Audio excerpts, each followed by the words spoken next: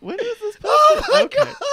This is Wow. And there he is at Coachella. We got a photo of him here. They have 0 followers and 0 people are following them, but it seems as if Horse Squire is an actual band that is made of horses. This is incredible. Well, we'll have to go back to the tape and look at this. On there. It does say Coachella on. Embarrassing Bodies. That's the name of the show, and apparently somebody's linked us to the wiki on there. Oh my God, Horse Squire is real to me. Round 6, we're gonna start with Brian on this. Yes, Brian, Coachella or Foachella, Paper Cop. That seems too plausible, so I'm gonna say fake. You are going to say fake for Paper Cop. I think Paper Cop. That to me, that has indie band name written all over it. Is it because it sounds like Paper Cup and you think it's a bit of a wink and you're like, oh, a Paper Cup? Well, and like, you know, you have like Tokyo Police Club and stuff like that. Like there's that like wink and a nod that, you know, the combined weight of our band is 115 pounds and we're doing like, but we have a cool, dangerous name. Yeah. Is Paper Cup a dangerous name? Yeah, Paper Cop. Super dangerous. Paper Cop. Paper Cop. You know, so it's like also kind of like, hey, fuck authority, dude. Yeah, you're just a paper cop. Yeah, you're like a paper cop, man. Like, well, what the fuck? 2, 3, 4. Paper fucking cop. If I see a cop, I'm a rip him in his face. You're made of paper, bitch. You're made of paper. I think going, I probably would listen to that. I like it. I fucking spill water on you. Now you folded in two. Put you in a stew. And now I got a paper stew. Paper cop, motherfucking paper cop. I feel like the bridge would be Paperboy from Atlanta would show up for the middle of it. And It's then, almost as if I forgot that I was singing that song, Brian. All about that Paper Cop. Justin, so Paper Cop, real or fake? Real or fake? I think it's real. You think it's real? Paper Cop is fake. That's the secret. If you love something, it's not real. Remember that, kids. Oh, God. Oh, Brian. What? You and your disappointment. Okay, I'll wake up the kids to tell them too. Don't worry about it. They'll get the message. It's fine. Never have dreams. They only turn into weaponized versions of your own despair. I mean, look, have dreams up to, but not including 7.5 acres. That's the limit of how big your dreams can get. Exactly. Wait. Because the statistical average is 5.5. Is this a book called "Fucked in the Butt" by my own existential disappointment? Yeah. Keep going. You got to stick this surrounding landing. my failed real estate purchase with my fucked butt. Written by an acupuncturist. He is a doctor. We don't know what type of doctor Chuck Tingle is. I know. He is a Qui-Gong master. Kumpo. All right. What are we on? 7. This is not going well today. Oh, no, I liked it better when it had the gaping, horrific maw. That was she's amazing. talking about her pig. Not the show. No. My pig. Everybody. My pig is full of angst. Oh, I thought you said inks. I was like, what are you doing with that pen? You did ask for a pen. I did ask for a pen. Round 7. We're starting with you, Justin. Yeah. Coachella or Foachella, Zipper Club. Oh, God, this one also feels real. I mean, first rule. First rule of Zipper Club is don't get your dick caught in. First rule is unzip that zipper. Unzip it. You'll never guess what rule 7 is. YKK. Zip it. YKK. What is YKK? So you're calling... YKK is the Japanese company that makes all of the zippers. In fact, look at your crotch right now. Look at your crotch. Everybody. I'm looking at my crotch right now. This is a team exercise. Admit right now whether or not you have a YKK on your zipper right now. Oh my God. I don't. I do. You do. That's YKK a good magic trick. That's a force. Oh, shit. That could be a force, actually. That's a Scam School episode. Don't force my zipper. That's against the rules. Don't. We're not looking to get into any hot water here, Brian. Everybody's able to zip to their pleasure. Zip to your comfort level. Yeah. So what's funny is you said just zip to your pleasure, like short for pleasure. I was just like, zip to, are you making a second Patreon reference? Zip to your pledge. Zip your pledge over to patreon.com. Zip to your pledge, my darling. Zip to your pledge, my darling. So you're calling Zipper Club real, Justin? Yeah, Zipper Club. Brian. Zipper Club. All about the Zipper Club. We now have all the songs. I don't think Zipper Club is real. All right. Brian, your answer of fake is... You just love playing the fail sounders. I just gave you the win one last round. It was fake. The Zipper Club is real. Sorry, Zipper Club is real. What do they do? What are they? Are they a band? Indie band? I would guess indie band. We should get a bonus point if we can guess what kind of music they are. Yeah, sure. Guess what type of genre that a Zipper Club is. I think that they are one of them a combined weight of 100-pound indie bands. No, I think they're one of them like retro sci-fi future beats. Like at least one of them wears the sunglasses that look like RoboCop shades, like just that open disc shutters. Yeah. No, not the mini blinds. I mean like the single, like, you know, Geordie LaForge. Yeah, there you go. Only with a window. Okay, here is Zipper Club. So wait, I said indie band, and Brian says funny eyeglasses. I mean, Yep. Why not both? Seems to be the dynamic. We might both be awesome. Swear to God. Put on that RoboCop sunglasses. Oh, I nailed this one. I fucking nailed. That's a bullseye, baby. Ah, bullshit. That's a major That's label. 100 pounds soaking wet. Well, I mean, okay, but do you get to call them an indie band when they're a major label and they're at Coachella? Wait, what is Coachella? Yeah. No, it's the sound. It's that dreamy, strummy, melodic. Yeah, it's okay, indie rock. right, Indie rock is a right, sound. All right. Yeah. All right. So indie rock has gone mainstream, but I mean, it's indie. Yeah. Well, it's just more that there's no mainstream anymore. Like everybody's fucking clawing each other's eyes out for Instagram likes. I know, it's kind of sad. Gaping, horrific maw, clazy pigs is not mainstream yet. It will be. Wait, was gaping? That sounded more like a threat. The name of that BBC show that you remember? Coming up next, the premiere of Gaping Pigmaw. Gaping pig maw. Will Patricia Pygmalion ever get her shoes from the shop? We find out on EastEnders, followed by Gaping Horrific Maw. Don't get your hand lost. I know you ducked out, but I said Pygmalion, which I thought was pretty good. Okay. Pygmalion. Hey, whatever happened to that one? Fucking the Pigman. The pig man? Yeah, remember? We were talking about that a couple weeks ago. The Pigman book. Oh, that's right. Oh, I don't remember this. I've amnesia'd it out of my mind. I've forgotten that. Remember anything? It's a Pigman, a book called The Pigman. It's about a guy named Mr. Pygmalion. Yeah, like the young adult. The young adult book called The fucking Pigman. And I think the It's Pigman called The died. fucking Pigman. It's like, a fucking Pigman. All about that Pigman. All right. Brian, we're starting with you. Okay. Coachella or Fochella, Matt Patricia. God damn it. Fuck you. Fuck this game. Fuck you. Zula. Fucking Matt Patricia is real. And no, he's not Patricia Arquette in drag. Was there a question about that? Well, I know that's what you all assumed I was assuming, but I think he's a...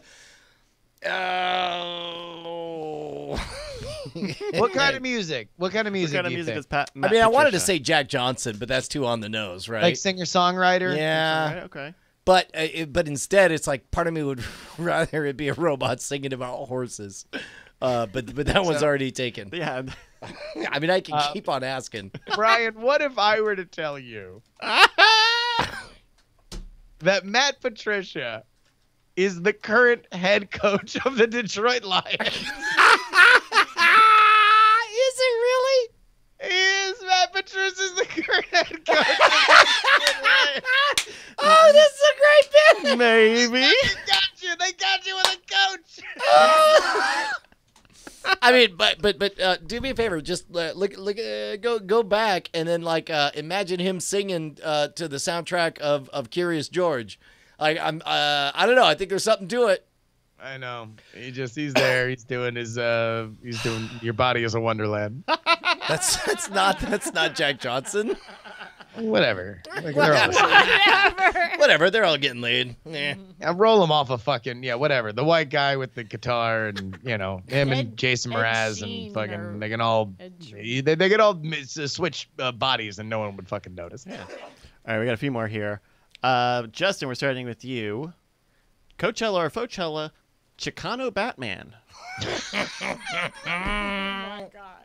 Almost got Brian with that spit take. Real. Please be real. I don't want to live in a world where there's no Chicano Batman. Well, it's Justin's start. I gotta think that it's fake only because how does somebody get away with calling themselves Chicano Batman? Because there are human beings with the last name Batman. That's a real last name. Yep.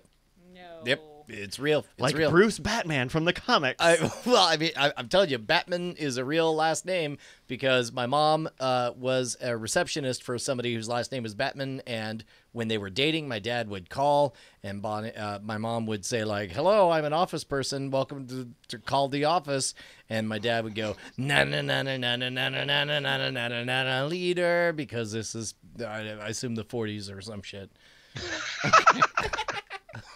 And what genre do you guys think Chicano They were Batman both is? noted Detective Comics fans. The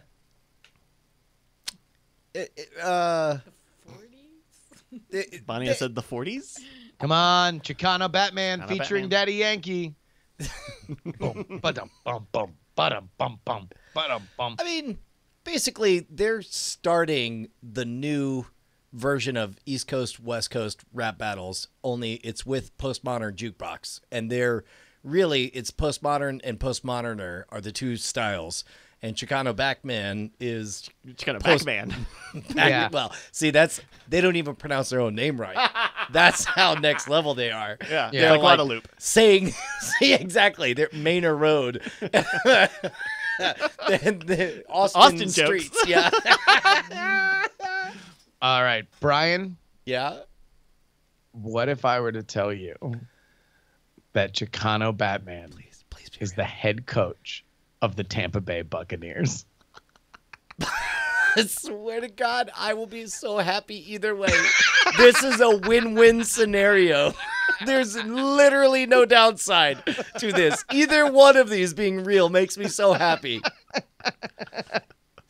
All right. Chicano Batman is Rio. What? Tozier. A little bit of a funk. Wait, they're not even fucking Hispanic? I believe they are. I mean, I don't know. I don't hear an that's not. accordion. You don't get to ask them Oh, how Hispanic they are. enough. Enough. Ouch. Enough. Ugh. Nah. Enough of that talk, sir. Oh, that sounds pretty hot. Actually, that's a good sound. I like Check that him out Chicano at Batman. Coachella in the past. Just grab your time machine and head on back to whenever they were on. Or Yeah. BitTorrent. Okay, we are on our last round, round 10. Yep.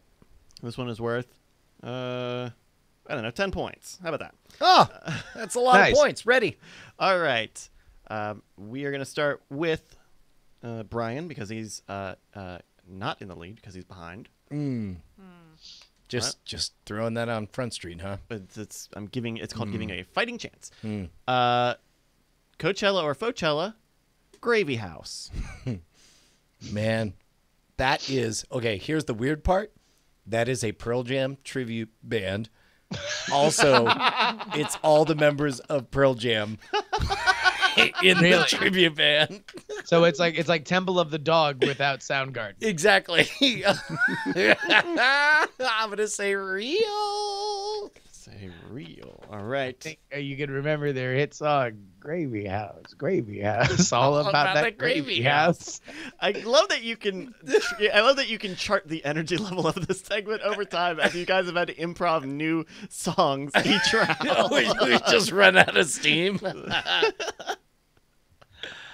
Oh, shit. All right. No, Gravy House. I'm going to say the Gravy House is fake. That's a fake name. I know y'all are trying to perpetrate and lie on Gravy House's name, but that's disrespectful. You fucked up one too many times trying to lie at me. I fie on you. Fuck you, trying to lie.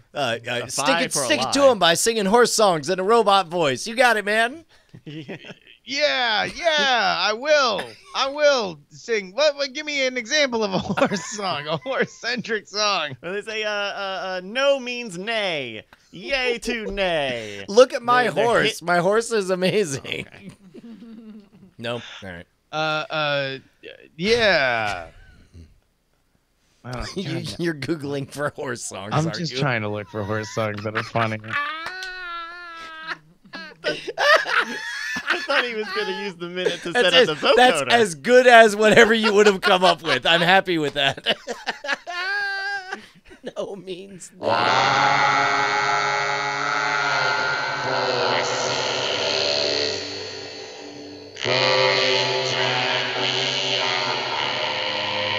Oh, wild horses. We are Horse Choir. We have arrived to sing horse songs. Oh, there's that U2 song, Who's Gonna Ride Your Wild Horses? This is a U2 cover. Damn it. Who's gonna ride your wild horses? You've never heard this song, have you? Sunday, bloody Sunday. Oh, Master Worm in the chat. Hey, man, is that horse rock? We'll turn it up. All right. Did we already do that country song with the 4 wild horses? Hey, Roy Rogers, you know that sound you're looking for? Well, listen to this. Oh yeah, wait, are there horses in that song where it's Willie Nelson and and one of them is in space? Every country song has they mention a horse. No, there's not a lot of horse-centric But songs. this one has a future space trucker sung by Johnny Cash. Johnny Cash, but I mean, how deep do we have to? I mean, with the robot voice, I really only have 3 words to make the joke. Okay, all right. All right, the Coachella Steering and Accounting Committee has convened and given us their judgment with a score. Oh, yeah, Gravy House. Wait, was Gravy House real or fake? I'm setting that up. Hey, but also, wait a minute. Hold on. Wait a minute. Stop. But for real, though, we didn't get the answer to Gravy House. But do you realize, Justin, that we're old people who are listening to a podcast that happens to star ourselves, and we have the advantage of asking the podcast of saying, wait, what's going on? Wait a minute. Pause it. Rewind it 30 seconds. Oh, we're going back there. Horses couldn't drag me away.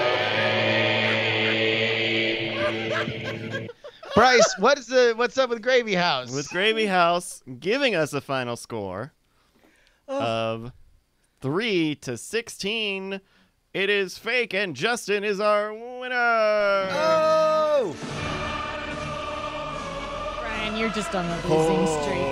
Horses, we love Gravy House. Thank you once again. Man, I would love to go to a Gravy House concert before I die. What? Why would you have to die? Couldn't you just go to see them? Well, before I die. Well, okay, but I mean that's like saying, "Hey, I would like to go see A Quiet Place, that movie, before I die." Before I that's like that last part is not necessary. I would like to rewatch season 2 of Deadwood before I die. Here we go. Bucket list. This is my bucket list right here. I got watch season 2 of Deadwood, see A Quiet Place, see Gravy House. Gravy House live. but Live. With the Live. ladles. Live. Gravy Not- House and the ladles. Not one of them like Fathom Events presents the once in a lifetime live performance of Gravy House. Tickets on sale now. Before Tickets I are die. on sale. Don't. You will always remember that you were at a theater for Gravy House. Who are those fucking people that are going to see operas and shit at the movie theater? Someone has to, right? They've been doing that shit forever. They're doing the Walking Dead season premiere or season finale as a Fathom event. It's a terrible opera. They don't even sing. Yeah. Yeah, Like, just no, yeah. moaning. People are dying. Well, you just That's just not- think that's it's not- a song. They're The all like, majesty "Oh, of I'm Fiddler on the Roof dying." in a That's venue that musical. you'd never think. A fucking movie theater. Hey, I guess. Come see it. that's a good point. How come nobody puts dying on their bucket list? I think it's because It's like the one slam dunk, and nobody puts it on there. That's a gimme. That's the free square on the bingo card. Right, Like, right. fucking why Nobody aren't you writes that taking the shit credit? down. It's a good point. We do have a few more updates here from Horse Squire. Horse Squire. Some great photos of Coachella and Equestrians Coachella 2015. Oh, we got a little throwback Thursday here. Yeah, there we go. 2015. Fantastic. Hey. Oh my God, dude, Horse Squire's jacked. Oh yeah, look at that. Those pixels. I don't know. You're doing great. I clicked it. And it was way blurrier than I thought it would be. Thank you to everybody. Sends in games. If you have an idea for a game, send it in to mail@nightattack.tv. That's the only place you need to send it. You don't need to DM me. You don't need to ask if I got it. I got it. Mail@nightattack.tv. Ooga York just says, "Don't go breaking my horse dig." Horse dick. And one more thank you to Mitsula for sending this in. We're going to send you some free stickers from stickersordif.com. There. Yeah, whatever. I'll just bring it to him. Or that. Yeah. There you go. Yeah. Thanks, guys. Nice, yeah. Here we go. We got a good looking Clazy Pig here. Oh, I'm going to pig show update. the Pig video, date. folks. Pig date. Oh, Look at that. He's got like a smiley face. more. I got some legs. Oh, wait, the Captain Morgan, are you I'm a stuck? lazy pig. Whoa. How did you get in a Clazy Pig, Captain Morgan? Well, I'm hurry. I remember I was in a crazy pig. I was just, I was watching Horse Squire featuring Gravy House. I'm hurry. Oh, he's You on know the- who's a pig? Oh. Jimmy fucking Carter. Bye. Captain Morgan. Click or Skype connection. Oh, Captain my Morgan goodness. fan. Oh, All of a incredible. sudden it clicks. And then when it Clicks, gives yeah. He's got to get political where it doesn't fucking make sense. Shall we jump over to talk about the movie draft? Well, we can do Diamond Time first. Diamond Time is where you can shout out your projects right here on the show. Just head on over to diamondclub.reddit.com or reddit.com/r/diamondclub. That is where you will see a big old green sticky post at the top of the page. The top 3 will always get read. We begin with Mary Cashimis. Hey, folks. Released a free Android app this weekend for smartwatch and other wearable users. It's called Radius Locker. Automatically locks your phone and disables fingerprint, face, and voice unlocking when your watch is out of connection to your phone. An in-app purchase gives features to avoid locking when you don't want to. Still in beta, so contact us about problems. That is bit.ly/radlocker. Very cool. Very good. Near Dog writes, "Hey Clubbers, on Saturday, May 5th, I'll be participating in the Walk a Mile in Her Shoes charity walk to benefit Laurel House, a domestic abuse shelter. Fellows, in this event wear ladies' heels to symbolize the pain abuse victims withstand. Despite the serious cause, it's a fun day and hilarious watching groups of competing firehouses march in heels for charity. I'm looking for some help in the donations department, and anything will help. Thanks for the bucko, fuckos, Near Dog. That's bit.ly/boysinheels. And Luker V4. Sorry, man. Patting 1,000. Nailed it. What's up, Diamond Club? My friends and I have been working on a weekly tech-related podcast for almost a year called I4O. Think Twit, but with less gray hair.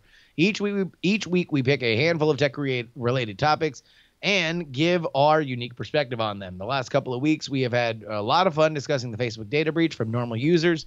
Recently, we've also had Odocta and me, Justin Robert Young, on as guests. to help bring a different type of voice to the show. If you want to check it out, give us some feedback. You can find us at YOLO420.com/twitwithswag. Yeah. Nice.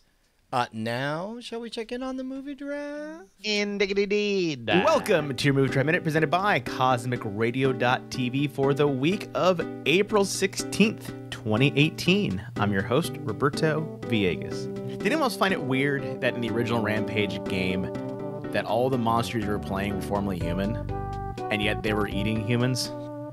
Anyways, weird story. With that in mind, let's just go check the scoreboard. Team Tell It Anyway and Team DTNS are both tied for 5th place, still waiting for their first film. In 4th place, with Truth or Dare bringing $19.6 million this week, it's Team Chips Bitch. Team John Trekker's in 3rd place, with Rampage bringing in $38.2 million a week. Team Core Killers is in 2nd place with $102.6 million.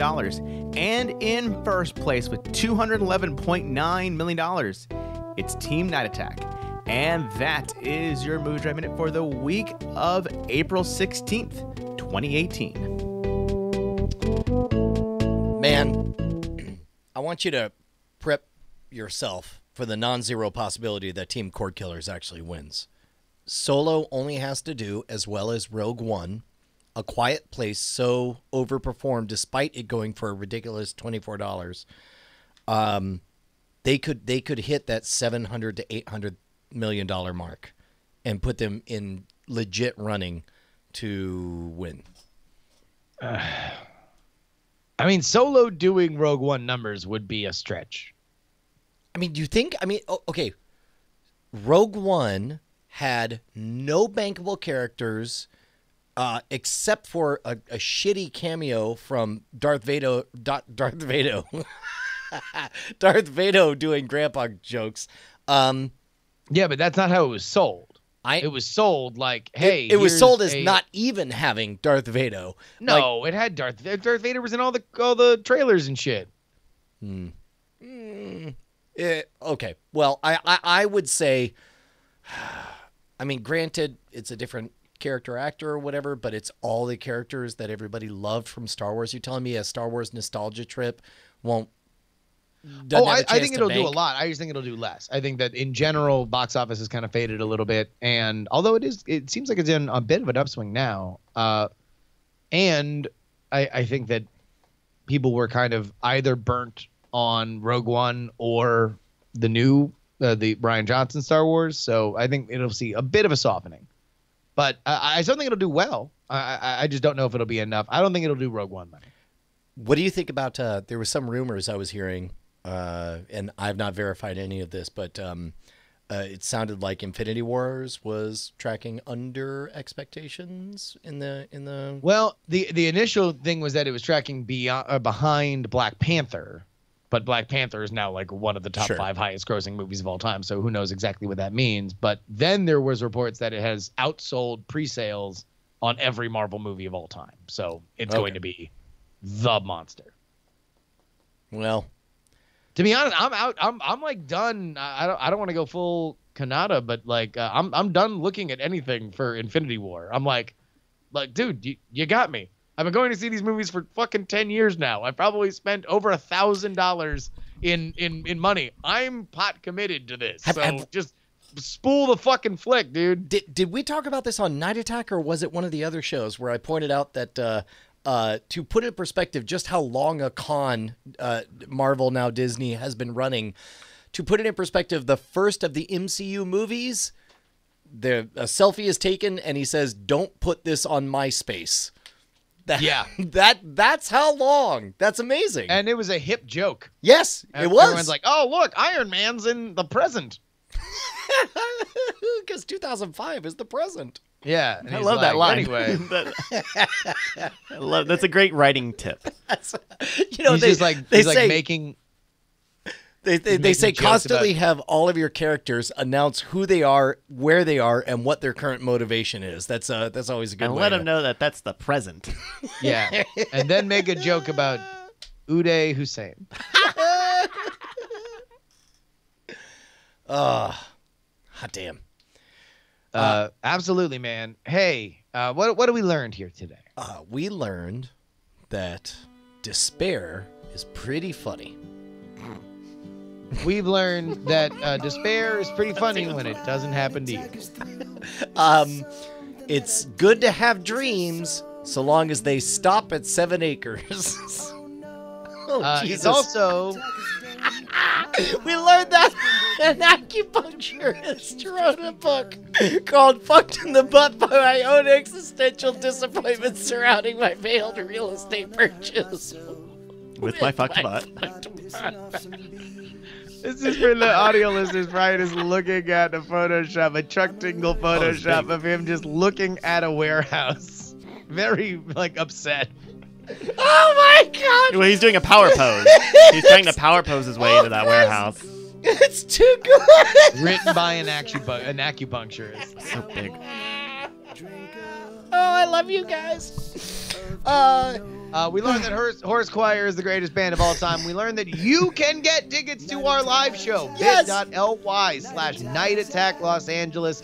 Again, bit.ly/Night Attack Los Angeles. All lowercase. Oh, God, I love you guys so much. Died of fire.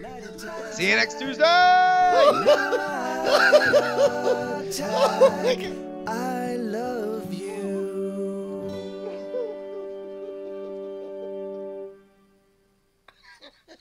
Diamond Club hopes you have enjoyed this program. By an acupuncturist. Oh, Christ. Oh. I can't believe Bonnie knew that off the top of her head. She got it exactly right. Will you please email that a link to Bonnie? You know her email, right? Probably. It's her name. I'll figure it out. Place. Oh, yes, man. Hello. Yes. Hey, yes, man. How are you doing? Yes. Were you as bummed at the loss of Harry Anderson as Justin and I were? Yes. Yeah. Did you think Dave's World was better than Night Court?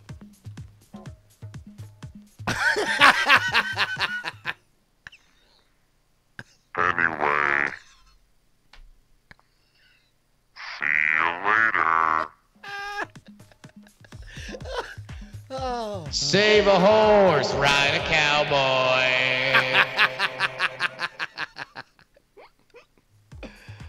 Oh God. This Big and Rich cover is huge at their at Cella. At the Chell. At the Cella. Yeah, people Totally. they found this fucking book, man. Paul Zindo, the Pigman. What about the Totally Sad Show? Do you want to call that Oh, this episode? Totally sad, totally sad, totally sad show. We've got Pounded in the Warehouse by My Own Warehouse. It doesn't work out. No, he never got the warehouse. EDM DJ positive. Although I would love it if it was just EDM DJ plus. Ghost Puppy. The Jizz Connection. In the Arms Jizz of a Connection's Hater. pretty is good. In really- the Arms of a Hater. Brian's Terrible, Horrible, No Good, Very Bad Day. Oh. Huey Huey Lewis in the news today. Oh boy. Oh, we never even got to that. We didn't even get to Huey Lewis. No, we didn't get to the real tragedy at all. Cheap Therapy. The warehouse was actually the friends we made along the way. I love that. Renee Crouton. Put a 20 in the hando Was a a pre-show bit. Oh, God. No, it got mentioned. It did I mean, get it mentioned. did get Yeah. brought in, yes. All about that bass. Fuck you.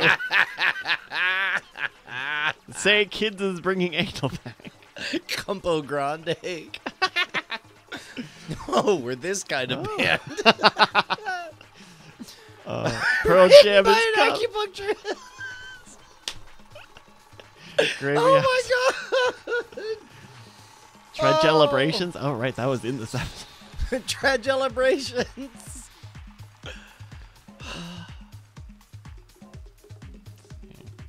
Contextual healing. I kind of think the warehouse was the friends we made along the way. Is my favorite so far. The real warehouse we Your made. name has come and you know it. Can you imagine Kurt Loder? So you're like, Yeah. Your name has come and you know it. God, that'd be so funny. Kurt Loder was just getting fucking really pissed trying to interview him. Just tell the people that you're. It's like, I'm getting one thing out of this interview. You boys are admitting that you fucking named your band after Cubs.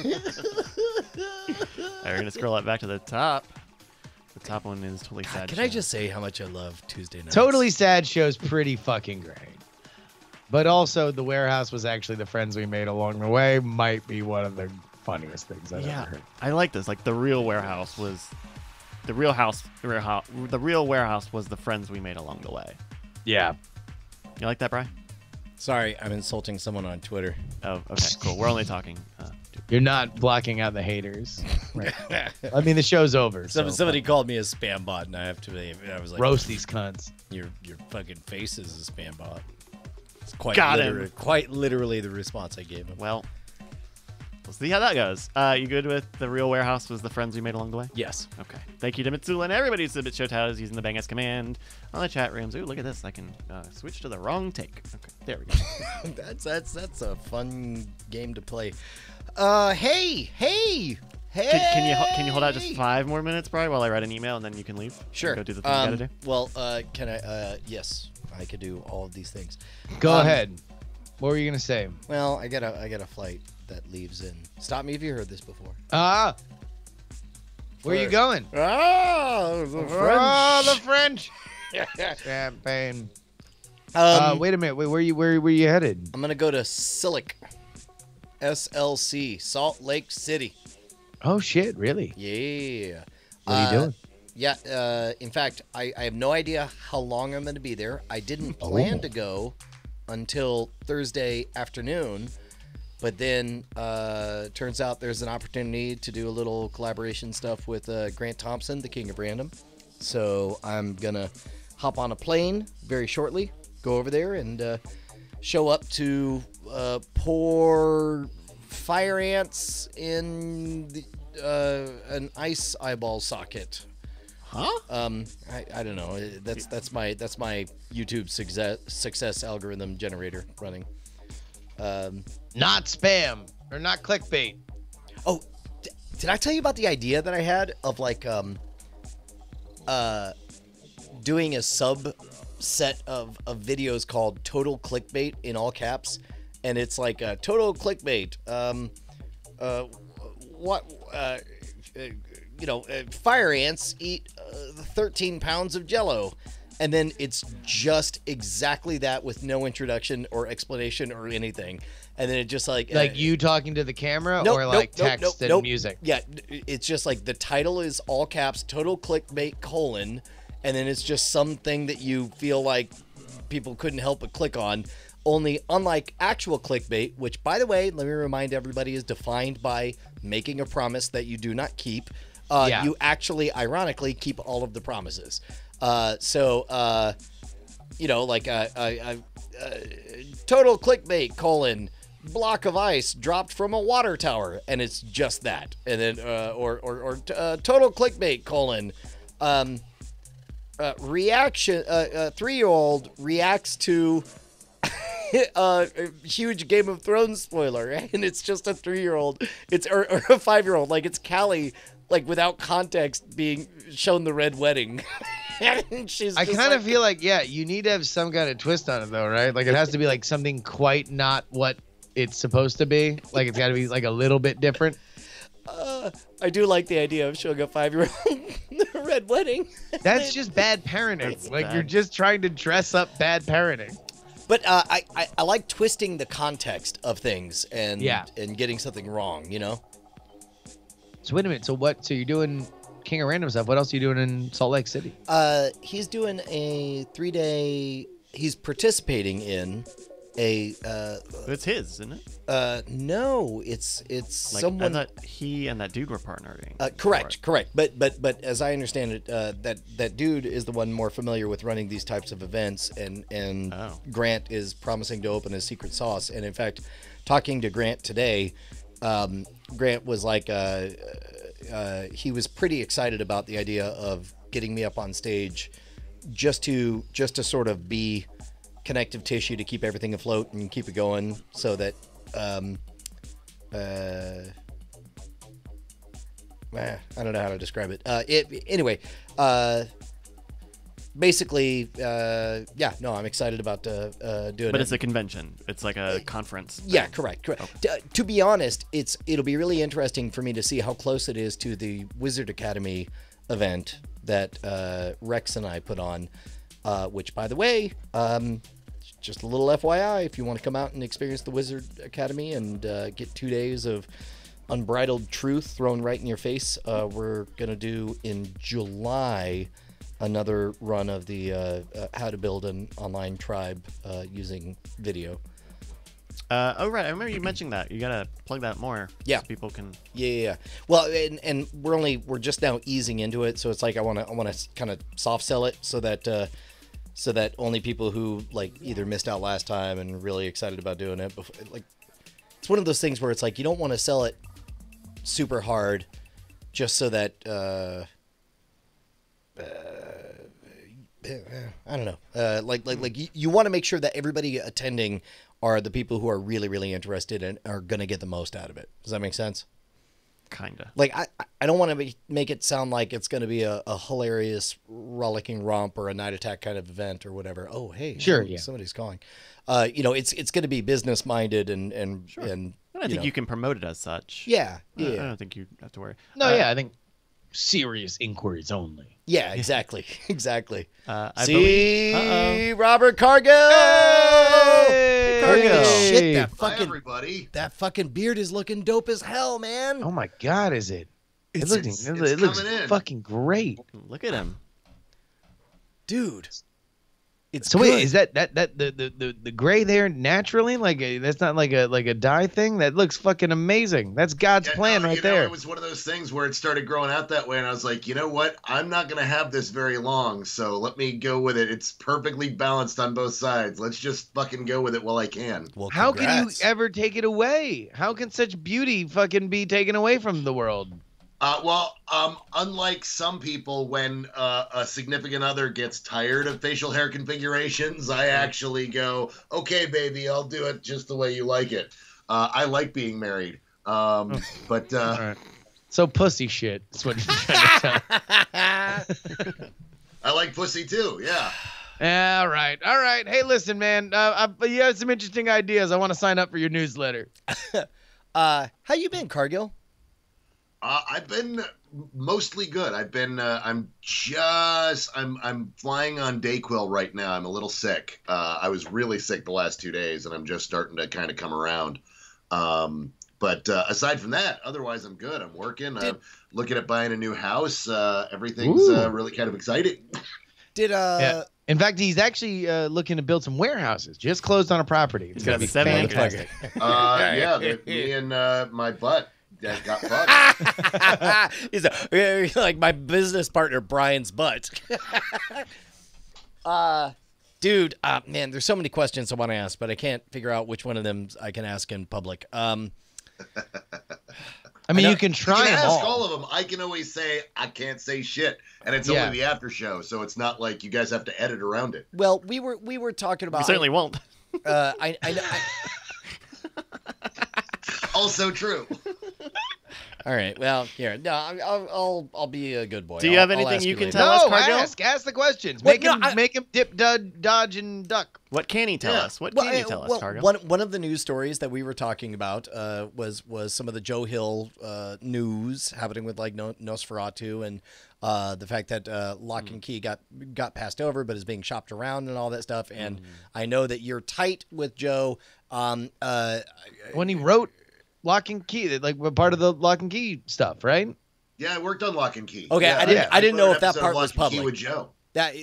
So I didn't know if that part was public, so I didn't know if I could ask about that or anything. Oh yeah, no, we've talked about that publicly. Okay, Yeah. great. No, I worked on an episode with Joe of Lock and Key.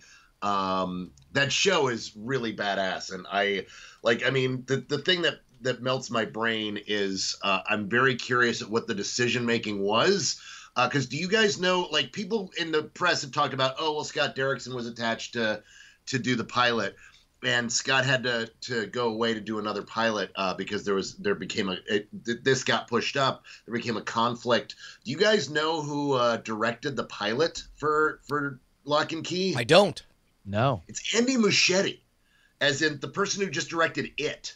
Oh, Jesus. So you've got the director of It doing Joe Hill's comic book.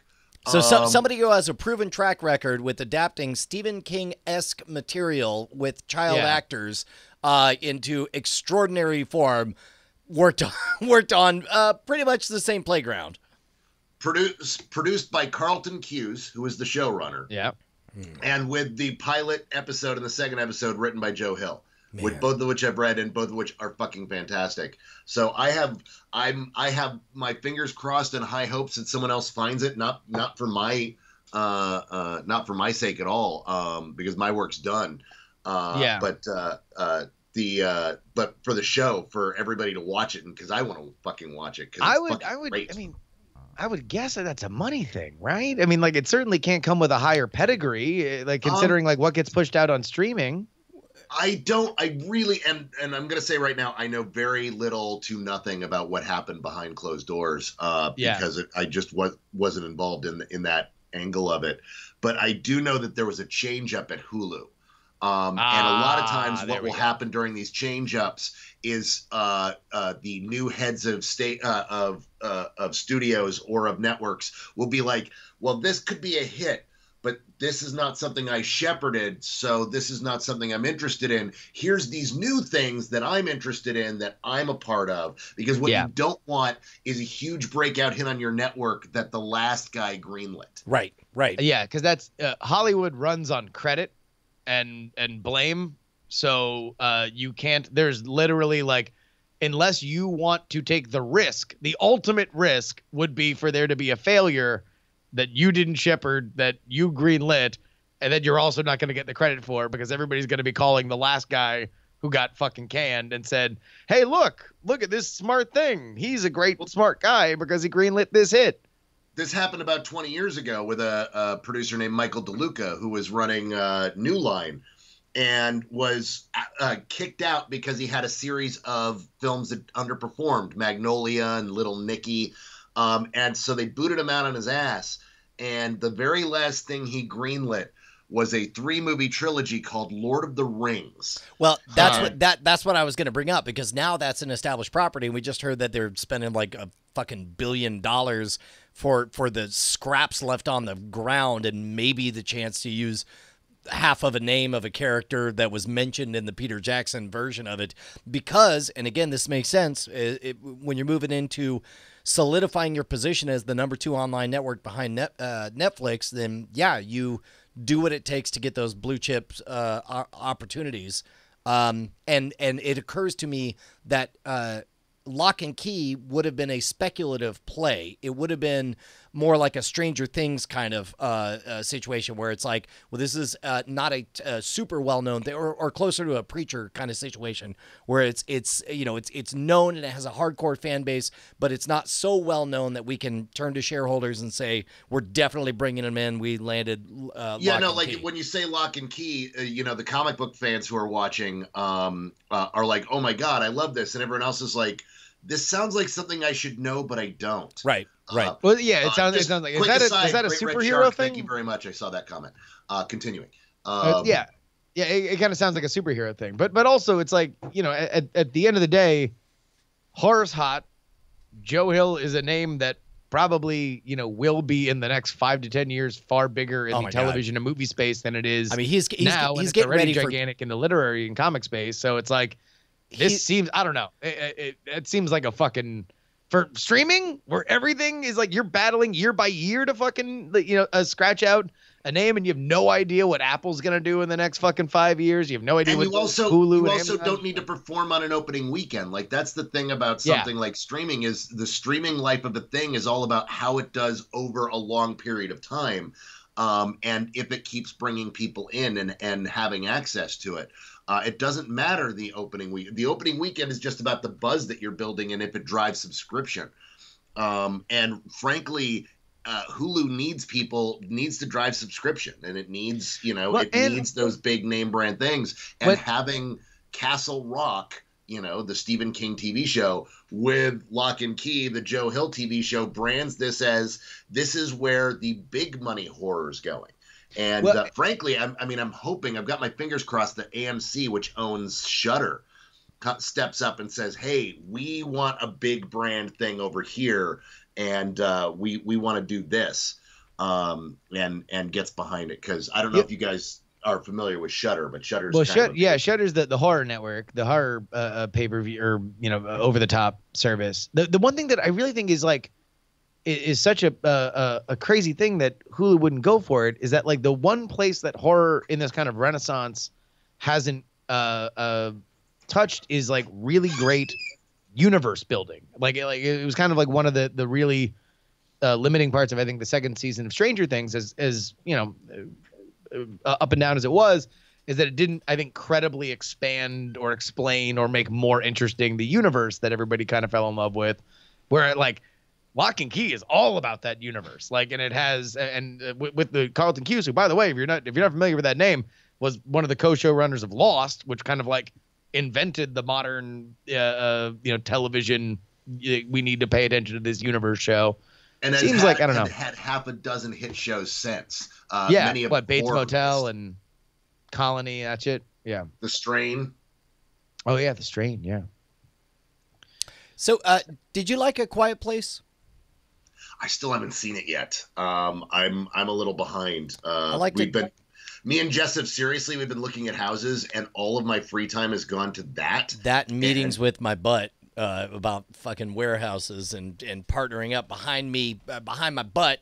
And if you get the wrong warehouse, you're done for. I'm like literally, I had no idea they pushed up Rampage, and me and Jess are furious because we wanted to see Rampage on opening night. Because we were like, what? Jess is not a huge gamer, but Rampage is one of those games we both really connected with when we were young, and we talked about kind of our whole lives and had little in-jokes about. And so when I brought her in, I'm like, I'm showing you this trailer. And when she realized what it was, she's watching it, and she gets to the end and she goes, wait, they had Ralph and George, but where's Lizzie? And then you see the lizard swimming through it. And I'm just like, I am so happy I married you. But so I've missed this, and I've missed A Quiet Place, and so I need to go do a double feature of both of those, because I'm hearing nothing but amazing things, and the only people saying negative things about A Quiet Place are the people I want to say negative things about A Quiet Place. Sure. Because they hate fun. And I love disagreeing with people who hate fun, so I'm very excited to see it. Fuck. There's one thing I forgot to mention during the show proper, and editor-in-chief of themodernrogue.com, John Cheese, asked me specifically, called me to talk it up. So maybe, hopefully, you guys get it in the after show and participate. But tomorrow is a landmark moment on the Modern Rogue, in that it'll be our first article that's written by a fan who's crossing over into being one of the writers on there.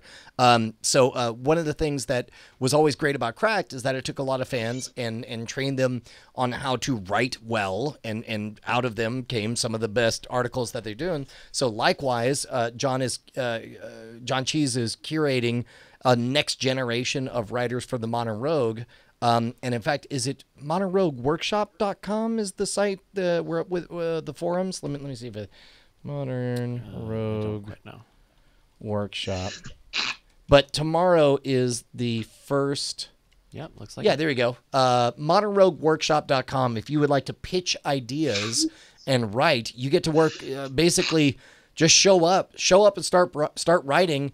And you see all those movies with newspapers, and the curmudgeonly editor-in-chief walks in and is like, pitch me. What do you got, kids? And he's like, that's garbage. That's great. Oh, there's something there. You got to make it this. And like that all happens in real life in this workshop. And you guys can write for the Modern Rogue and get published and have thousands of people read your articles. Hell yeah. Live the dream, baby. You too can be a blogger, making it week to week. Well, and articles. That's one of the beauties. Just like I used to be. Well, I mean, look, worked out pretty well. Cargill, fucking look, from humble beginnings, it ain't that is true story, dog. 2 out of From 3 hanging people out in a bar with this motherfucker telling me, why aren't you doing this for a living, to being misquoted in the Washington Post and New York Times. It is an amazing ride. 2 out of 3 panelists right now lived that dream, and it led them to this place. So if you would like to ride that ride, number 1, you could play the game yourself, or number 2, support the people who make it happen. That article is going out tomorrow, or I think it publishes in 4 hours, and then hop in the comments and offer some good love. Spider-Bite Zero just pointed out something really interesting. AICN now has multiple Marvel writers. Oh, wait, who else? Kevin S. Beagle, who used to write for us, left very early and went on to become a showrunner in the later seasons of Scrubs, created a show called Cougar Town, and is currently doing the new, God, what are they called? The new Warriors, which is, of course, has Squirrel Girl and Speedball and nice. And yeah, it's supposed to be, and he's hilarious, and I think he's perfect for anything involving Squirrel Girl. So I'm super excited. Okay, wait, hold on. Can we go back to Rampage for a second? Because I, like you and your wife, love that arcade, and I loved it when I was a kid. Whenever I go to a barcade and it's there, that's like the number one thing that I'm always going to wind up playing. I haven't seen the movie yet, and I need somebody in the chat, if you have seen the movie, I kind of just need to know whether or not somebody turns into a human and is naked, or there is a human that's naked. I knew that's where you were going. The minute you started talking about Rampage, I'm like, it's going to be about someone walking off like this. If there's the one, like, and I get critical about the, like, fan service stuff, but if I'm going to see a Rampage movie, I need to have somebody walking away sheepishly naked. People are saying no. It's not there. No naked humans, but it's which I get. Good. I mean, like, once you make it, you want, if you're paying Rock prices, you got to have the Rock in every scene, right? So you can't have the Rock be turning into a gorilla and have him not be there. But what this begs to question, because I've never seen this before. What is the Rock bottom price? Like, I've never seen Rock Bottom. Yeah, turns out it's sky high. Whatever he did. If you want the Rock Bottom, you got to pay top dollar. I'm just saying, probably whatever he did the rundown for, that's probably the Rock Bottom price. So Bonnie just texted me right before she goes to bed. She wrote both me and Justin saying, "Bad news, guys. We got a real problem. You guys look way too cool to be comedians." And she included. This is the graphic on the purchasing website. Oh my God, you guys are about to drop some serious fucking beats. Holy shit. You want to know, what is happening there? Right now. This is Brian. Brian. Know what's happening there? Brian is in the middle of the cinnamon challenge. Yes. Oh, that's great. I've seen this. You know, that's the look of a man who's just sharted himself and just realized it. Yeah, but he's like, nope, that was a wet one. Yeah, that guy's supposed to be a fart. I trusted a fart. That guy is about to pay the rock bottom price. That's for sure. Well, it's not really a rock. I love how the other guy is clearly at an AA meeting. Like, that's yes. Apparently, yeah, I'm leading a very vigorous AA meeting. Who else would like to share is what I've just said, and now I'm trying to egg Brian on. Hey, I don't want to stop the party, but would you guys be okay with me bowing out so I can double check that I got everything so I can leave for the airport in 4 hours? Jury's my favorite anyway. I'm cool with good. that. Yeah, I was just thinking, like, I'm really kind of the fifth wheel here. You know. Wait, yeah, it's just gonna be me, Jury, and Bryce now. Yeah, that's it. You're gonna call it the better night attack. Oh, stop it! No, that's not a thing. Brian, we love you. We would make a better. You, Brian. This will be terrible. Don't leave. All right. I'm gonna take my. Don't go.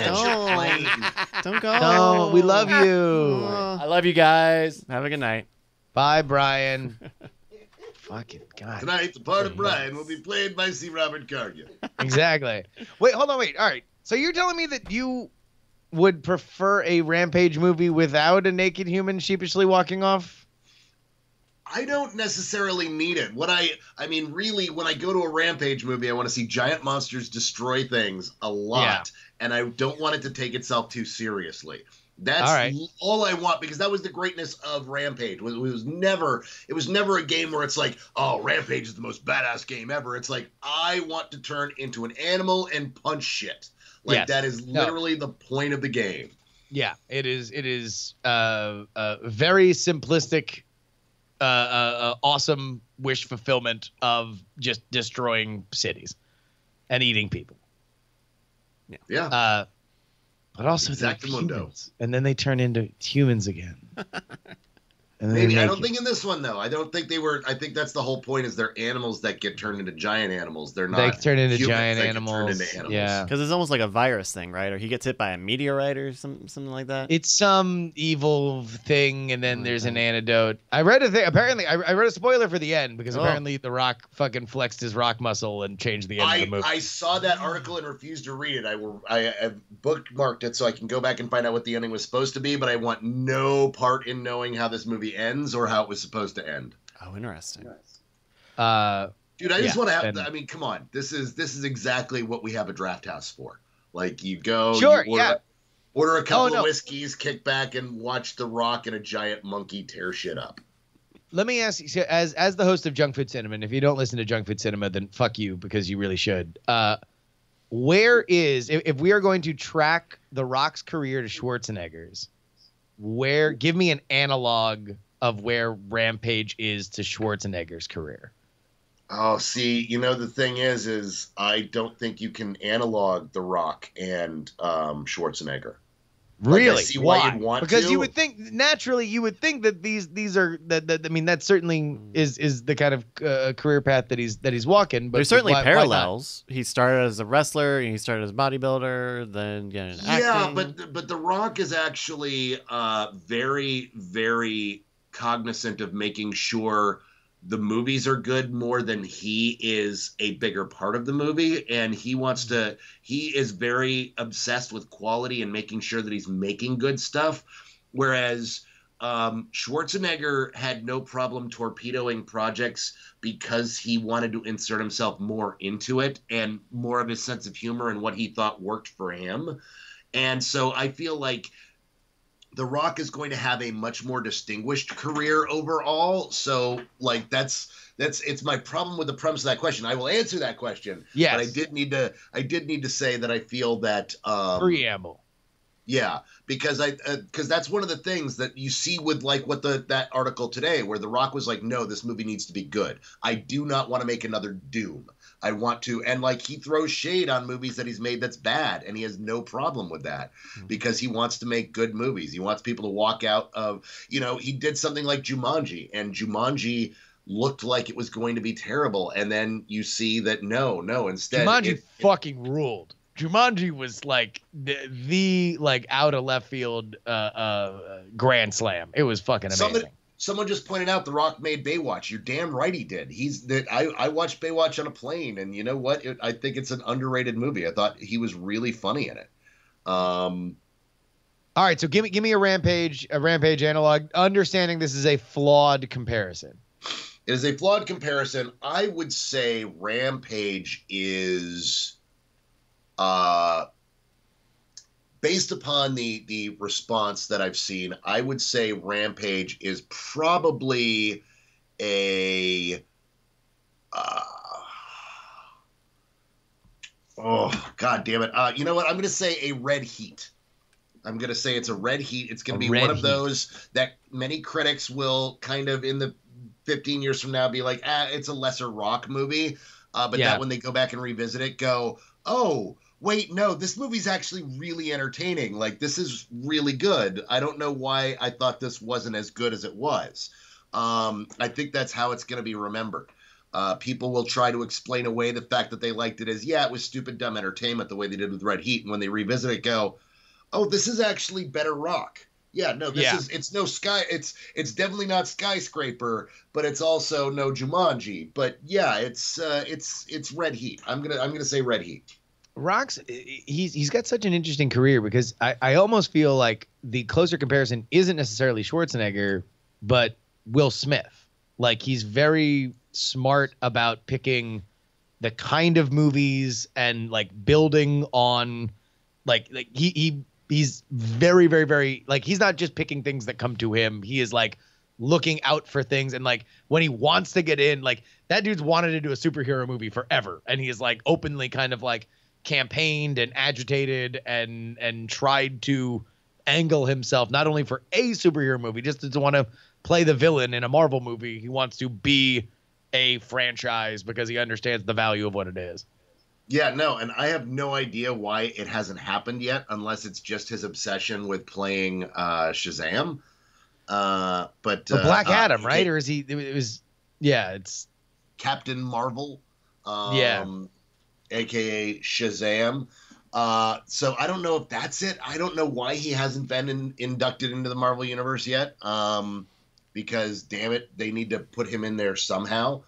But yeah, no, I think Will Smith is the right analogy. Like he is that real, true, honest to God movie star that people will see the movie on his name alone. Like if Jason Statham were the star of Skyscraper, would we even give a shit about Skyscraper? No, one leg Statham doesn't get us into the theater. One-legged Rock gets us in the theater. He's only got one leg in that movie? It's like, oh yeah. Yeah, I'm gonna see that. You know, it may not be one of the better Rocks, but it's I'm gonna now see he's the Rock. got Like, one he's leg. a genuine movie star. Because that's the thing. Rock is at his career now where literally it's just if you're gonna go see an action movie, it's got to be The Rock and a thing. Like that's like so that's in like that kindergarten cop kind of thing where it's like, all right, this is a Schwarzenegger movie, but he's a teacher. Like there's got to be a real hard slant to whatever it is. So Skyscraper is fucking Die Hard, but you're like, we gotta have something. The Rock's got one leg. So he's only got one leg? Sure, the Rock can be, you know, he can kick his ass through, you know, Nakatomi Plaza all day and all night, but with one leg, I don't know, maybe. Wow. That's the thing is I'm like, I'm not writing that movie off yet. That movie doesn't look particularly good, but it's got The Rock, so I'm gonna see it. Listen, we got on the movie draft, and that's something that I think that's like a meme. It's a meme waiting to happen. One-legged Rock. Yeah, you guys, we got Rock. to talk about the movie draft for a second, because Yeah. you guys' pool did not work out so well. Woo-wee! Pacific Rim.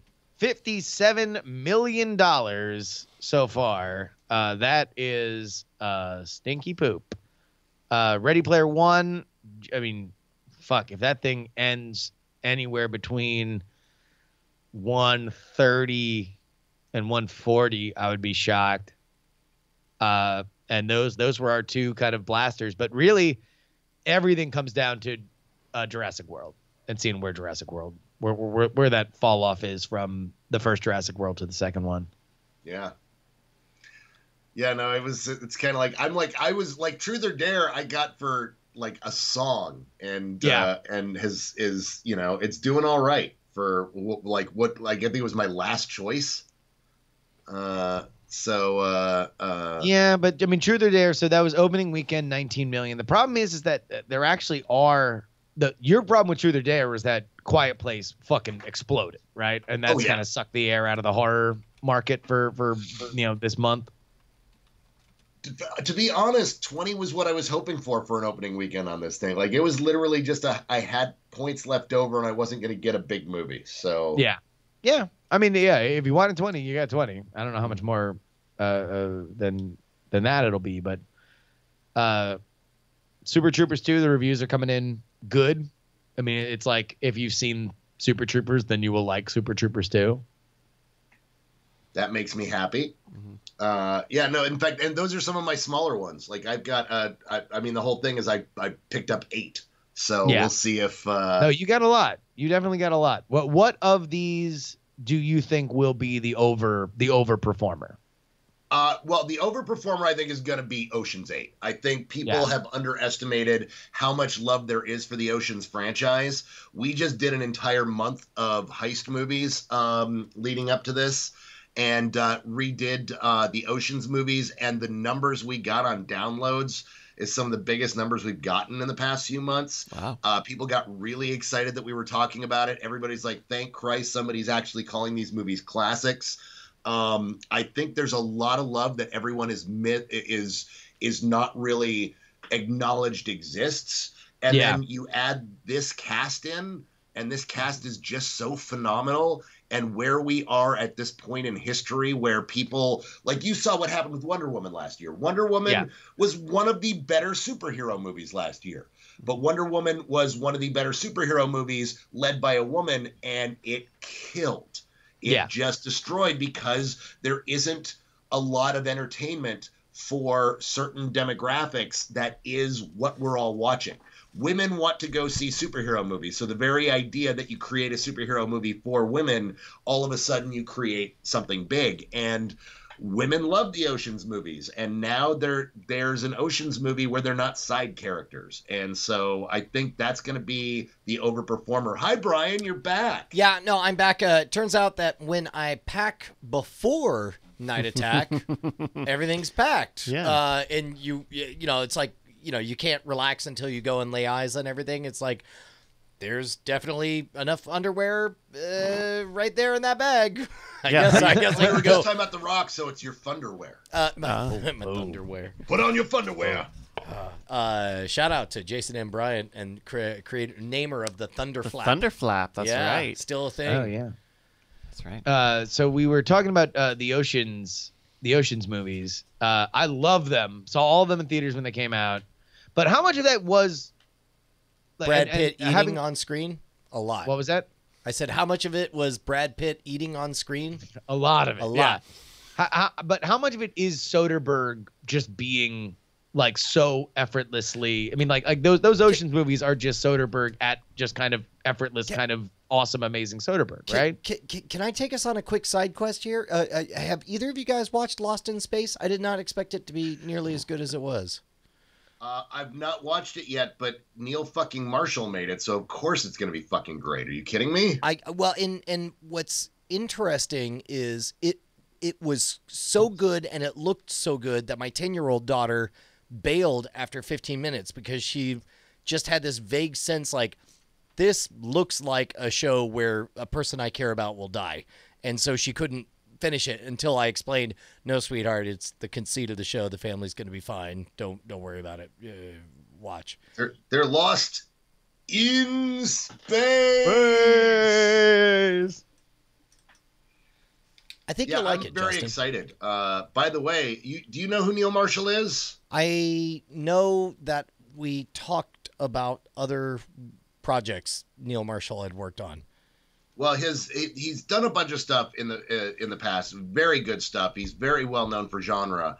Shit! He did Descent. The Descent. The Descent fucking ruled. Yeah. And his next project after Lost in Space is Hellboy, which he's the just new finished Hellboy shooting. with David Harbour, right? So Yes. This is a tight ad. He's actually the best stuff he's ever done is think back to the greatest battle scenes you've seen in Game of Thrones. And aside from the Battle of the Bastards, they were directed by Neil Marshall. He directed the big battle in the bay where they blew up all the ships.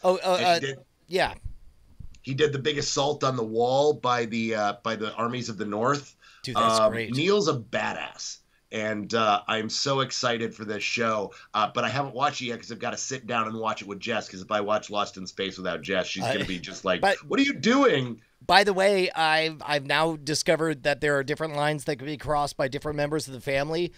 Penny, I told her she should watch the first episode while we did Cord Killers last night. She's finished the whole series in 24 hours. Definitely just plowed through the whole thing. I was just like, well, sweetheart, this was going to be, we were going to be a family. All right. No, now she's going to watch it with you and she's going to be like, Dad, you're going to love this part. I know. Driving nuts.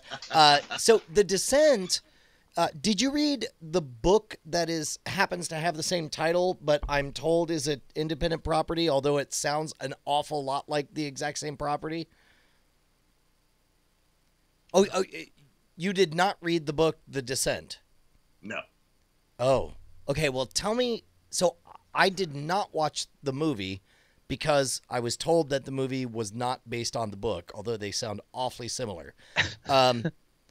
The book, The Descent, is basically people realize that all of the underground of the planet is honeycombed and that there are entire ecosystems that what we thought was just, magma or mantle, consistent rock is in fact, a very strange underworld, and that there's a group of bad guys called the Hadals, Hadals, like Hadal rhymes with cradle, and then basically it was written like a Vietnam movie where they went down and the image that we have of demons from the underworld with horns and all that stuff are humanoids who, by virtue, there's something about living underground that causes growths to appear on your head and for you to become slightly psychic and all this stuff.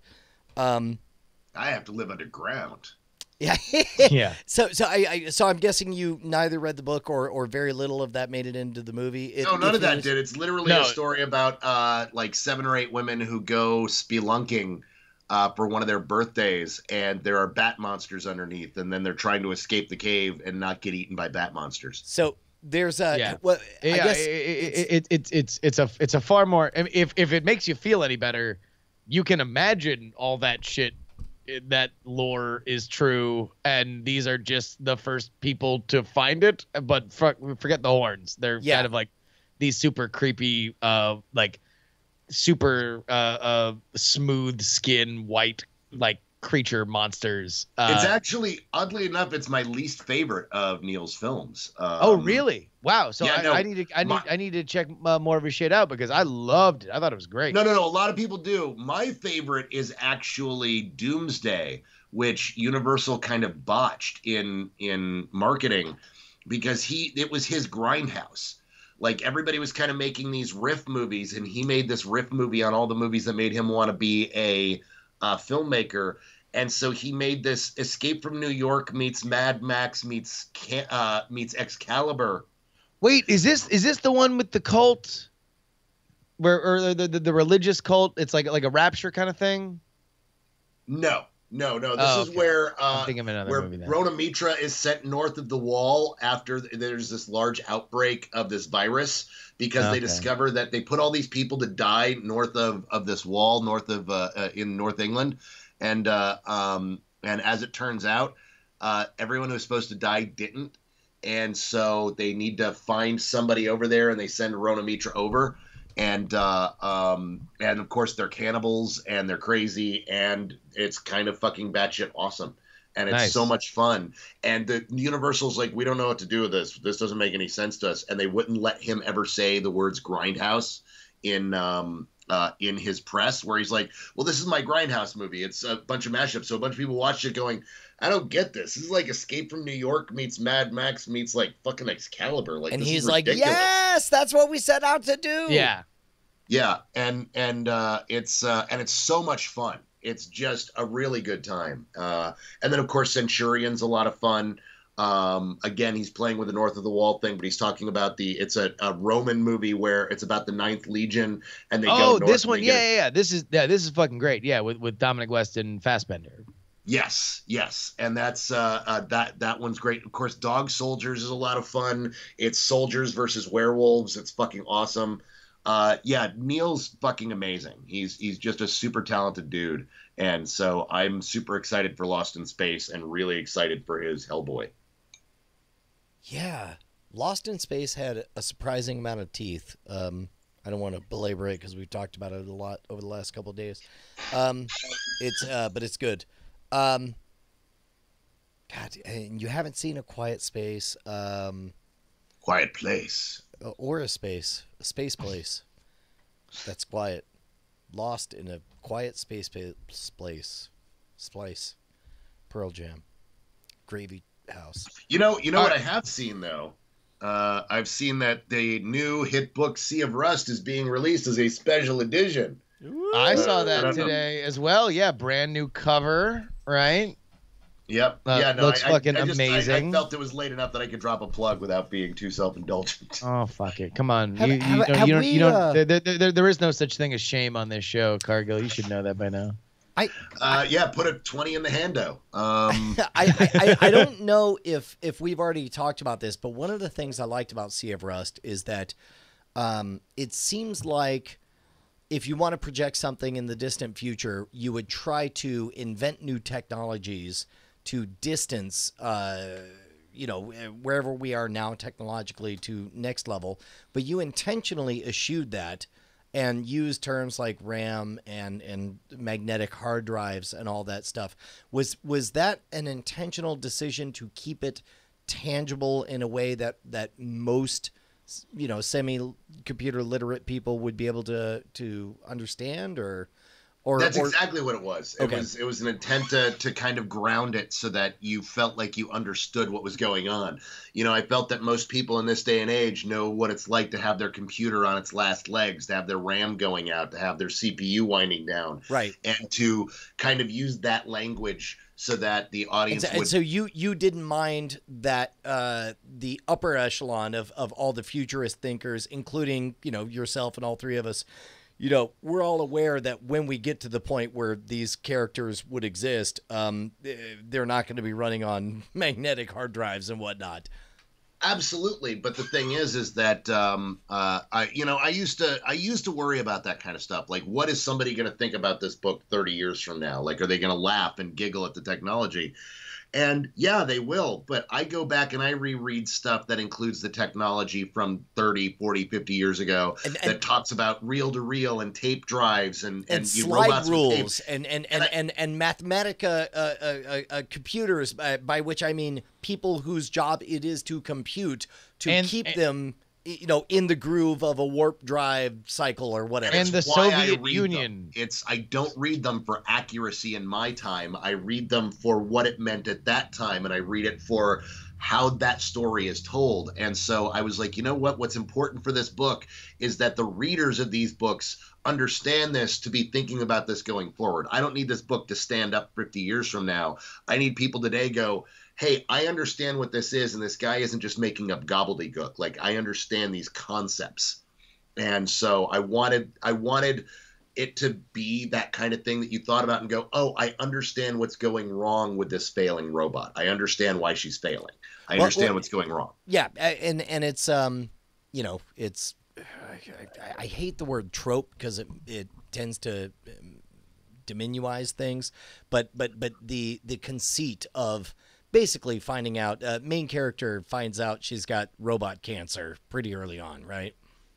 Yeah, she's been wounded and she's going to die, and she's got to get the parts she needs to go on, which is kind of the entire point of her existence at this point. And then she's given the opportunity to get the parts she needs. So yeah, no, it's absolutely a trope, and it's supposed to be a trope. That's what that's exactly what I wanted to do with it. But yeah, I wanted the audience to understand what was going wrong with her so that I could then play with something I've never seen before, which is a robot slowly going crazy and seeing it from the inside of a robot telling you the story in first person and the crazy shit that they're experiencing by running off of the various parts of their drives that are malfunctioning. What I loved as a reader were those moments where it's like, okay, well, this clearly can't be happening.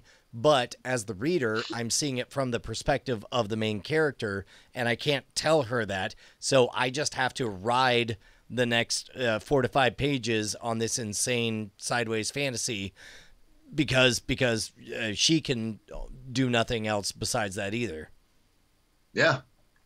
And that's it seemed to work. People seem to dig it. So they wanted to release a Subterranean, wanted to do a special edition of it. So they commissioned some artwork and got a great new cover. And there's 52 special leather-bound editions. I mean, one of the main reasons I did it, they said, do you want to do this? We'll give you several of these special editions and one of the leather-bound editions. And I'm like, do I want a leather-bound version of my book? Yes. So Yeah, I'm thinking I do. Yep. So that's fucking awesome. So wait, so where can people get that? Somebody put a link already. It's at Subterranean Press. But if you go to Subterranean Press, or if you go to my Twitter, I've got a link. Yeah, right there. I've got several tweets about it. Can you actually, Bryce? Can you bring up the full image? Because the full image is kind of nuts. It's on my Twitter page. Oh, yeah. The cover? That's the first half of the cover. The full image is the full wraparound, which is pretty me a great. few minutes to find that then. Yeah, there you go. Okay. Look at that. That's so dank. That looks fucking great. They sent me that. They go, "What do you think of this?" And I was like, I think that's the cover of the book. You're like, I think that'll do, Big. And in fact, I love how those skyships are really kind of how I envision those skyships. It's kind of badass. And I love the look of the plastic men, and it's just a really cool interpretation of my book. Hey, can we, oh, jeez. Ask the question. I can always say no. Well, no. Like, all of the authors, and forgive me, you're buddies with Scott Lynch, right? Oh, yeah. Okay, I become friends with Pat Rothfuss, and I feel like I need to become friends with Scott Lynch, and I feel like you're the one that can make that happen.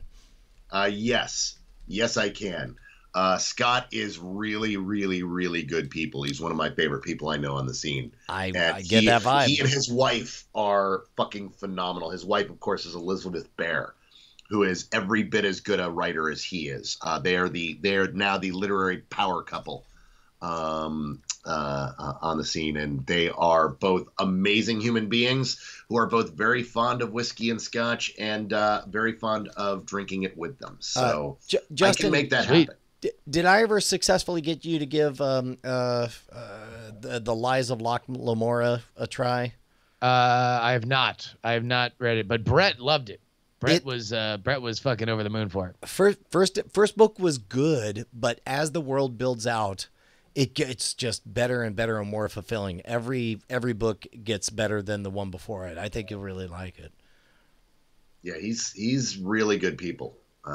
So yeah, I'll make the Brian, why don't you slide in his DMs? This is the move, man. Yeah, well, you know what I did was I titled one of the very, very early Modern Rogue episodes. I said how to open a butterfly knife like a gentleman bastard, which was a bit of a link, wink to his stuff. And I even, replied him. But, my guess is it's like, well, I don't know, is this guy ripping off my stuff, throwing one of the phrases from my book in his title? What's going on here? So I can that understand. Ain't sliding in his DMs. No. Come on, man, flex that Twitter account. All right, I will. He'll be like, hey, I feel like we should be best friends. Oh, ask fucking Messworm. Okay, so have you? That's already actually happened. That happened with Scott Derrickson, where Scott, you tweeted at Scott, and Scott looked at you and said, "Wow, this guy has a lot of followers. Cargill follows him. Shit, I should be following this guy." And well, I'm glad I haven't screwed it up yet. Justin, have you read the latest Ryan Holiday book yet? No, I've been buried with the 1960 shit. I've been reading fucking Sam Giancana.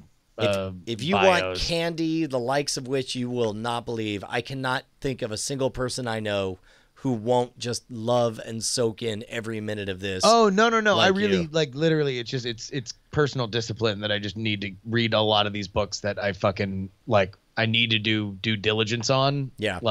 But I don't believe mob fucking bios are just the worst. It's just all fucking Sammy the Hand fucking was starting to get really upset with Billy the dog. And next thing you know, they shot him. So then the hand and the duck became friends, and then the hand turned on the duck, and they shot him.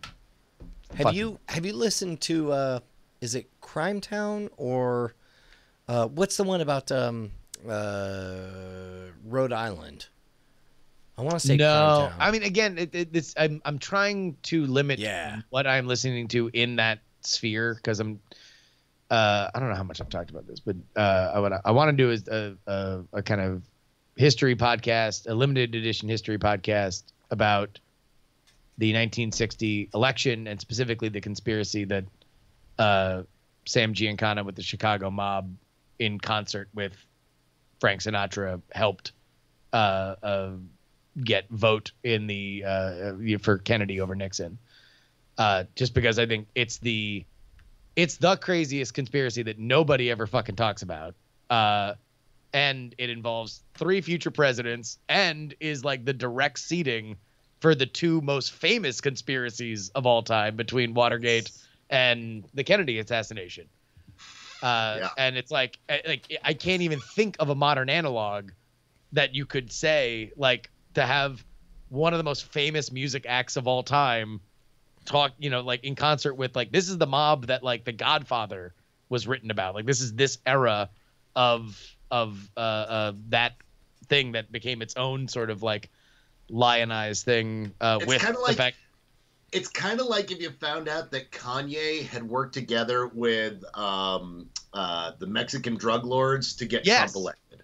Exactly. Like, that's, I mean, imagine if, whether or not it's true, like, I mean, there obviously was, some fucked up shit happening in Chicago, and the mob was certainly a part of it. But, like, whether the specifics of that was true is inconsequential. The idea is that this is still based on something. A certain interview with a certain legendary musician that posted a few weeks back. Is where, because I love this. This has always been my favorite conspiracy theory. And then talking to people about the Quincy Jones interview, where Quincy Jones is just like, yeah, the mob killed Kennedy. Happened. Just fucking like out of left field. And people don't know it. I kept talking. I'm like, oh my God, how awesome is it that he made reference to this conspiracy? And they're like, wait, what? I shouldn't be talking out of school about that. Yeah. It's like people don't know it. And like, we're just getting to a point now where only less and less people will be aware of it as it gets further and further into history. And a lot of it is also focusing on the Kennedy dynasty, the beginning of the Kennedy dynasty, how, what a pivotal figure Joe Kennedy was. There's just so much shit there. So anyway, that's what I'm reading. I'm reading fucking literally everything I can get my hands on about Sam Giancana, the 1960 election, and Frank Sinatra and the Rat Pack. That's like my every like bit of literary consumption is that over the last couple weeks or months. Well, if you want to have a dose of not conspiracy theory, but actual documented conspiracy. Oh, I know. Yeah, no, I want to read the book so bad because it's What book is this? Ryan Holiday, he wrote The Obstacle is the Way and Ego is the Enemy and Trust Me, I'm Lying. What is the name of this book? Because I don't think you guys said. It's called Conspiracy. And it's about the how Peter Thiel hatched in his heart a secret conspiracy of at first of one person to take down Gawker. And it opened to 2 people when somebody proposed that it was possible. And they're like, well, we have resources. What are the things we are willing to do? What are the things we're not willing to do? Here's my question here. Is it objective or is it very anti-Thiel? Super objective because the Thiel story is one of the most important stories of the last decade that I feel gets talked about wrong in the press a lot. So he makes there are times that he makes the case that Thiel's interviewed. I mean, I think that's the important part is that unlike like the Thiel stuff comes from his own mouth. It's not people piecing together possible motivations. Yeah. Right. But all characters, including the founder of Gawker, it's like at every moment you find at least one place where you find yourself sympathetic to each of the players throughout the whole thing. Not the least of which is fucking Hulk Hogan. Obviously he doesn't come out like a champ necessarily, but context means a lot. And when you get the context of where he was at when he was put in that position, oh boy, like it's fascinating. It's amazing. I've got to check that out. Speaking of books like that, have you read Columbine? No. You guys need to fucking read Columbine. So it's not enough to have lived it and watched it and seen it and all that stuff? No. That's the thing, is this book will melt your brain. That's why I mentioned it. You guys talking about the true crime stuff. The stuff that happened that was in the press was all bullshit. And what you find out very early on is there was a conspiracy between all of the different law enforcement agencies to not release any actual information for 18 months. And they allowed the press to run rampant with stuff without correcting them. And they all of the press are busy. It's like, go ahead. Blame Doom 2, blame video games, whatever. We don't care. Well, it's not just that. It's the actual narrative of what they were trying to do and why they were doing it is something that isn't talked about. Like one of the biggest things about the book is what Dylan Klebold wanted to do is he wanted a Oklahoma style event times 10. He wanted to kill 2,500 kids with bombs. Wow. And it was not about walking in and shooting specific people. He was a nihilist. He wanted to fucking kill everyone at his school because he wanted to be known like Timothy McVeigh, but wanted to make Timothy McVeigh look like a pussy. And the thing is there is not a single group of people in that story that come out totally clean. Like there's bullshit all over the place, and some of it you understand and some of it will make you angry, but it's one of the craziest true stories that we don't talk about. Like we don't talk about what really happened there. And that book is just one of the greatest pieces of journalism I've read in the last decade.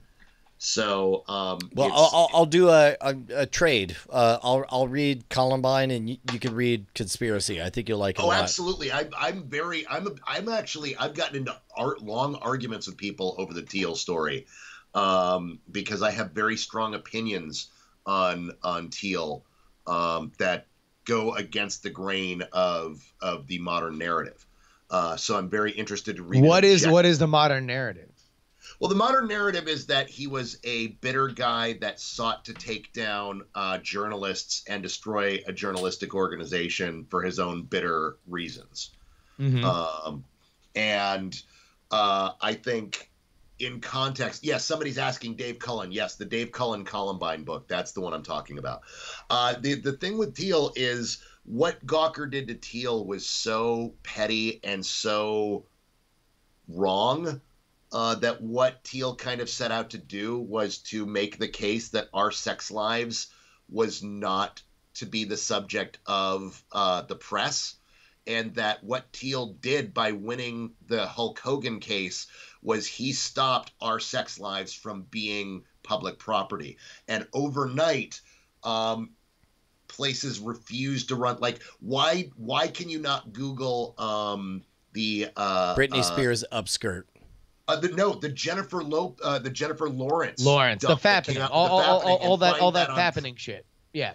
Why won't you find that on any sites? Why? Because the Hulk Hogan thing happened before the fappening, so no journalistic outlet would touch it because they didn't want to get destroyed, because we've now set the precedent that our sex lives are none of your business, and that's the case. So now your sex life is protected in the press, and so I feel that gets left out of a lot of the narratives, because a lot of journalists are very upset at the fact that they might be taken to task for shitty journalism. And we live in such he does one of the things, because he comes from that world. Ryan Holiday does a exquisite job of depicting what it looks like when you're being paid per click, and you know this. You had your own drama where you got caught up in it, where you're like, hey man, I need $50. Somebody write me 2,000 words about Kevin Smith. Great, did it. Click publish. Not gonna think about it. I've been at every point in this. I literally 3 weeks ago I did a Q&A here in town at a homeless shelter. It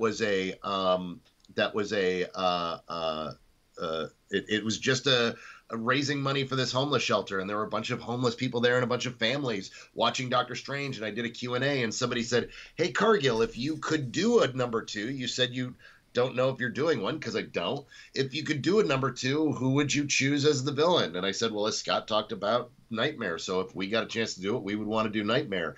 And I saw 2 weeks of articles that say confirmed the villain of Doctor Strange 2 is Nightmare.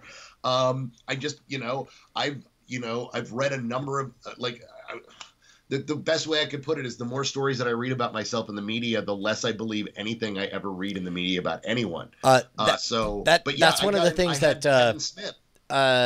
Michael Crichton called it the Murray Gell-Mann effect. So it's like Michael Crichton noticed that his physicist friend Murray Gell-Mann would read the newspaper. He would get to an article about physics, read it from beginning to end, and says, this article clearly knows not one goddamn thing about physics whatsoever. From beginning to end, this is totally wrong.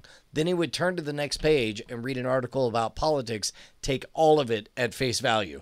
And he was like, this is the bias that we have, is when we know our turf, we tend to protect it. But outside of that, we believe everyone else.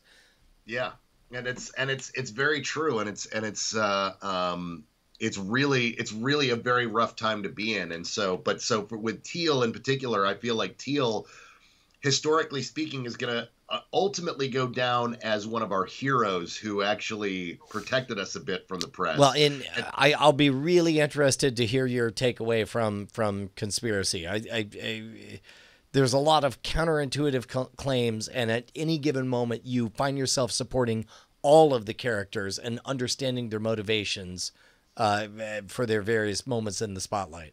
Yeah, I'm curious to read it based on some of the reviews and talking to you and reading it. It confirms some of what I thought while it was happening, specifically that, Gawker and nobody. It is one of the funniest things that I noticed in journalism is that journalists fucking hate, like irrationally, like it is a gigantic blind spot for the industry, hate being looked into or hate being fact checked when it is that's the job. You would think that if there's one thing that you would have a good nature about is like I expect literally everybody else to do on the planet, let me open up totally and completely and show a good example of what I would wish every source that I ever talked to would do and be open and honest about my failings, warts, and all. Boy, is it the exact fucking opposite. It is so thin-skinned, and I think that was what annoyed me about Nobody Speak? Was that the Netflix doc? Yeah, Nobody Speak. Nobody Speak, where it was a very sympathetic portrait to Gawker, a very sympathetic portrait to like this is journalism, and good journalism came out of Gawker, and good journalism did come out of Gawker, and the Gawker sites. It was a gigantic organization that had a lot of really talented people, but the way journalism works, the way the First Amendment works, is that you are only really the fucked up shit only happens when you fuck up, and it only takes one. It only takes one move. It is not a health bar that slowly goes down. It is one step outside and the hammer of God can drop on you. And they made a brand flouting the line. And you saw the limit to which they could push it when, like Peter Thiel, from what I've understood of that book, and I'm very excited to read it, like basically just kept knowing that they would be always tempted to run as far like into it as they possibly could, just kind of left various traps out, and eventually they ran so hard into one that they fucking couldn't get out. Well, and it wasn't so much like I don't know if you meant to put it that way, but it wasn't that they laid traps. It's just that they were like, okay, what are the various ways that we could create a soul-crushing utter destruction? Like we could buy the company and then dismantle it, but that just means something else will replace it or whatever. But the key point, like do we want to do anything illegal? No, we don't, because that can blast back on us. So where they end up is we need to find a place where they're going to think this is a First Amendment issue, because we all know the First Amendment is bulletproof, but they're mistaken and that they've actually committed a criminal event. And then we're going to fund the hell out of it, whoever that person is. And, I don't know, all the vectors of the stories. Yeah. It's Toilet just Bug, great. It's technically libel, not slander. J School, Muscle Flex. Nice. What? Jerry with the knowledge bomb. But yeah, look, I think that this is watching it happen, and I thought that they were going to be vindicated. Like up until that verdict, I thought that they were going to be vindicated because in general, and granted, it was on Hogan's home turf. There are few people that are as famous or as revered in Tampa than the immortal Terry Bollea. It's not just on Hogan's home turf, but because they had an unlimited budget, they had already completed their second round of mock trials. They were going into this thing. This was their third lap of knowing what their case was going to be and how to run it. You had a master showman who made some last-minute calls because he knew what would resonate with the people. There were demographic decisions when it came to jury selection saying that we know that overweight women are much more reactive to the ideal or to the idea of peep cam footage being made public and all this stuff. Like, these guys had their act together. All Gawker showed up with is First Amendment, bros, come at us. And it did not play well. A lot of people don't take into account the fact that everyone believes in the First Amendment until we actually start talking about it. And then all of a sudden, everybody has their own reservations on what actually applies to the First Amendment, because we all love the concept of free speech. None of us actually like free speech. We especially don't like it when it can interfere with our lives and our right to privacy and our own rights. And so it becomes a very sticky issue that people who think, oh, I've got the First Amendment on my side, lose very quickly when people actually start talking about the First Amendment and realizing that you're allowed to think and believe what you want. You're not allowed to say or present everything you want if it hurts other people. And that's ultimately where Thiel ended up winning. Yeah, there's basically 3 phases to the book. The last third phase is about the unraveling of the conspiracy, is because it makes a good Machiavellian point of, if you do a conspiracy right, nobody ever knows it's a conspiracy. And here's the way they done fucked up. And the weird part is, fucking the whole thing ends with a get-together dinner with all of the characters, from the trounced at Gawker to Terry Bollea to Peter Thiel, and in the middle of it is my friend Ryan Holiday just having casual conversations with everyone and getting the real talk. It's surreal. It's so good a book. I think you're gonna love it. I'm excited. I will say this one is read by the author, and in his own AMA, he expressed that he hates the plodding nature of the way he reads, but it's not so bad when you bump it up to 125 or 150% speed. Well, I'll paint minis to it, so it'll be fine. There you go. All right, gentlemen, for reals, I think I am going to bed. Good times. Cargill, you know what's funny is this is normally when I would say something like we should get together more, but I think I'm comfortable with us getting together exactly this amount. This is the best amount. I love it. Okay, I'll take that and not feel too insulted. That'll be great. No. Yeah. By which I mean, I don't want to see you that he any doesn't more like than you this. that much. So the by limited which- amount is preferable to him because you bother him. by which I mean my heart is made full every time you reach out in these moments, and I'm thankful for that. That's all I'm trying to say. Well, I would stop by every Tuesday if I could, but I whenever I remember that, hey, it's Tuesday night, I'll bet they're recording right now. I should check Twitch. That's good. All right, so on your way out, you want to break some news that can be misinterpreted? Who's going to be the villain in Doctor Strange 3? Yeah, so in Doctor Strange 2, which I'm totally not sure I'm ever even going to be a part of, I can 100% assure you that Nightmare is confirmed to be the villain that we kind of would like to do if we were given a chance to do one. There we go. And gender flipping Nightmare. Okay, all right, there we go. Confirmed gender flip Nightmare. Gender flipping Nightmare. Also, Rom shows up.